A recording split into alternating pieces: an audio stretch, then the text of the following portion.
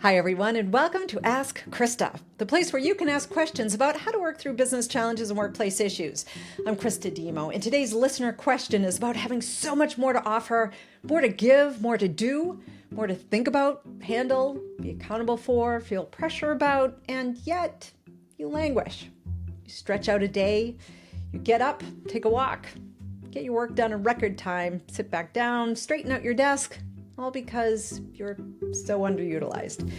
When organizations lack a strong talent management strategy, they fall into the primary wasteful dysfunctions of an organization. Either your quality suffers because you're overutilized with resources, stretching them to a point of breaking, or overutilizing them to a point of failure, or the exact opposite. You're underutilizing your resources, which also means quality will suffer. I hear leaders talk a lot about the cost of their talent, and we all see companies in the news who are so mismanaged that the only way they can recover is through a layoff. Now, I want to be clear that if you have a big shift in your market or your customer base, or if there's a natural disaster that changes the landscape of your revenue cycles, or if there are other risks that happen that mean you need to make drastic changes to your organization in order to keep it going, that's different. But mismanaging your talent is often a self-inflicted, massive point of failure within an organization and entirely unnecessary. And these days, no one is going to volunteer if they have the right amount of work, but have mastered it to the point where they feel underutilized. And being underutilized doesn't mean you don't have enough work to do. It means you can do so much more, either because you've upskilled or outgrown the role, or because you've found a scale of economy or a really efficient way of working. That means you can take on maybe 4, 5 more hours a week of work. Here's the listener question. I've been a document analyst in a highly regulated industry for 15 years. I joined my current company 5 years ago, and I stuck with them through a lot of difficult circumstances during the pandemic. Back then, I was able to stretch and grow and do a lot of extra work, but when we moved out of the pandemic, much of that extra work went away. I'm back to doing what I've been doing for several years, and I feel like I can do the work in my sleep. I want to do more, but I'm also afraid that in this economy, if I say I have bandwidth, and they may reevaluate whether they need me when all I'm looking to do is help out more. I'm starting to feel like I'm burnt out doing nothing, though. Is that a thing? How can I stay engaged when I feel so underutilized? Growing up, we had a saying in my family when we had a lazy day and felt even more tired at the end of it. We'd say, "I'm tired from doing nothing."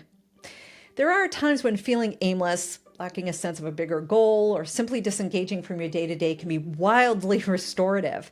You're giving yourself a break from the driving, doing, getting done energy that many of us feel during our days.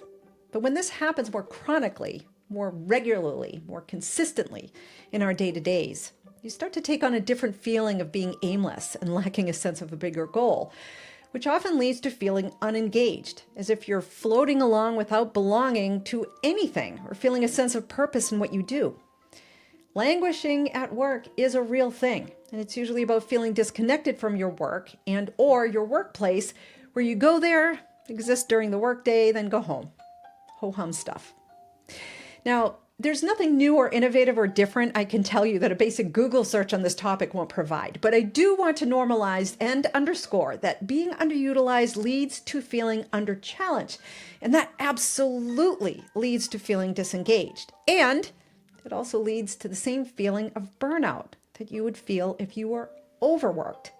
In fact, while burnout is typically associated with work overload, there are other kinds of burnout. One of them being associated with feeling under-challenged and underutilized, where you could be doing so much more than you've been assigned, or where you could zip in your work, feel more challenged, but the opportunities for that simply aren't there. That might be because the work isn't there, or it might be because you've overdeveloped yourself and deserve a new challenge, or a mix of the two. Organizations increase their performance one employee at a time. And if you see big gains where it happens at the team level or the department level, and especially at the cross-functional level, the organization usually needs to be scalable to accommodate that. Otherwise, they're not going to develop in terms of performance as quickly as they could. There are times when organizations stifle or stop investing in that level of development. And this is often when you see your star performers, or even your regular steady Eddie performers, ready to take on more of a challenge and do more work, but there just isn't the opportunity to do so. And in that way, it's not always an employee issue. In fact, most times it's an organizational issue where the structure and ways of working simply cannot accommodate for a bump up in development and performance. Then there's the part about feeling vulnerable when you feel like you have more capacity or more hours than your work provides. And I'm not talking about going from a 50-hour work week and no lunches at your desk or lunches at your desk every day with no breaks in between for reasonable time. I'm not talking about that. I'm not talking about going from a 50-hour work week to a 40-hour work week with half-hour lunches and the right amount of breaks during the day. Sometimes people think that they have all this capacity and feel underutilized simply because they've been able to right-size their work week and they went from being over capacity and overutilized to the right capacity.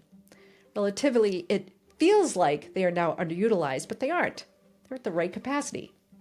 Aside from that, though, especially over the last 20 years where layoffs are more constant than they used to be, it's natural to feel vulnerable when you feel underutilized, as though feeling you have time to spare is a bad thing.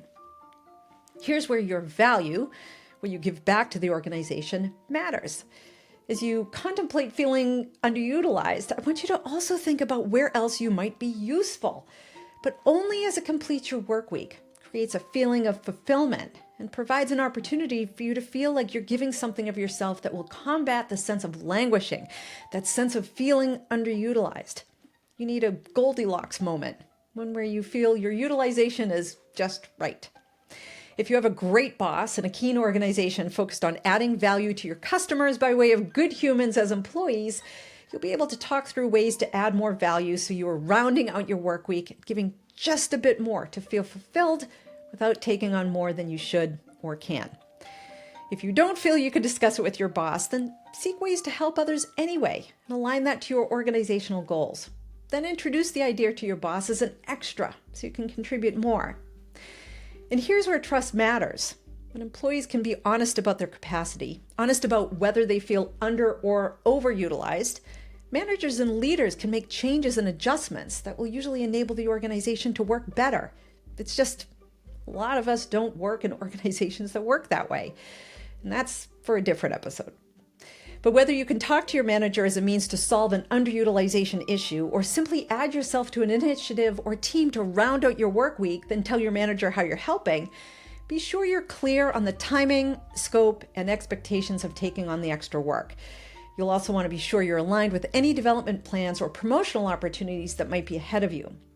Any work you're doing should be understood and recognized as the value you are adding. So yes, volunteer or formally request taking on whatever is needed to level you up to proper utilization, but do it in the context of your bigger career perspective. Any work you do should be recognized as value added to the organization, even if by taking on the work, you're also feeling more fulfilled.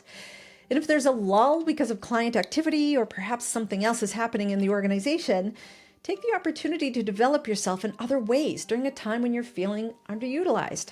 A certificate program, a graduate degree, or any other educational development opportunity.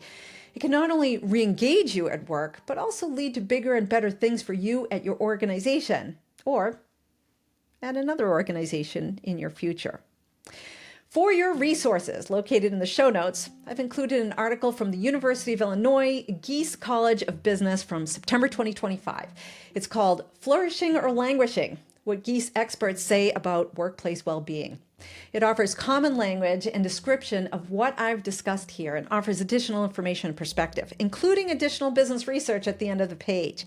It's a quick read and a great way to get you started on thinking this important topic through. Next up, an August 2022 article from Melody Wilding, published in HBR, called 3 Types of Burnout and How to Overcome Them. You'll read more about burnout from feeling under-challenged and gain perspective about burnout overall. Last, a video from Dr. Rebecca Heiss from April 2022 called How to Get Out of Languishing. It's under 5 minutes. She presents it with great personality and offers solid tips for getting back into the game. And there it is, the last episode for season 4, which focused on doing the work. As we put episode 48 behind us, we look to season 5, which focuses on career growth. And this episode was a great transition episode because a lot of career growth is self-awareness and self-directed based on interests and gaps and the reality of your work and life situation and your aspirations.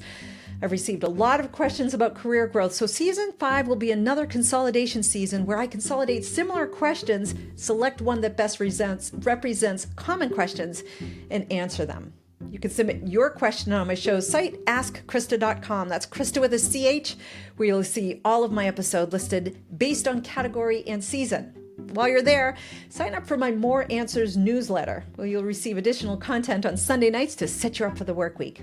As always, thank you for your support. And remember, if you have a business challenge or a workplace issue, ask Christa.